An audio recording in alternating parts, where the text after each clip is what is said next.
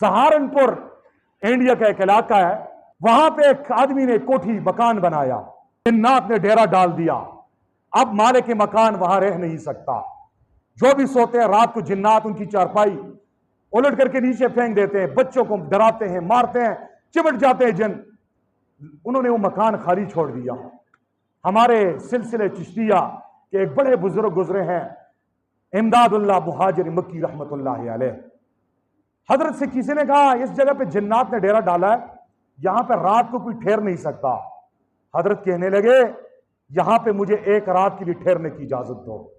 रात को गए, वुजू किया, मुसल्ला बिछाया, देखा हजरत ने सलाम फेरा, एक आदमी आया, दोजानो बैठा और ऐसे दोनों हाथों से यूं मुसाफा किया।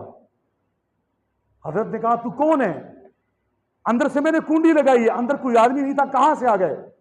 ये कहने लगा मैं जिन हूं और मैं जिनों का सरदार हूं, मैं आपका गुलाम हूं, आपको मुरीद बनना चाहता हूं। हजरत ने कहा आज के बाद यहां से निकल जाओ, आज के बाद यहां पे किसी को तंग नहीं करना। सिर्फ इतना जुमला कहने की देर थी, जिन्नात ने माफी तलाफी मांगी, कहा हजरत हमें पता नहीं था कि ये मकान आपका है, आज के बाद हम इस जगह पे नहीं आएंगे।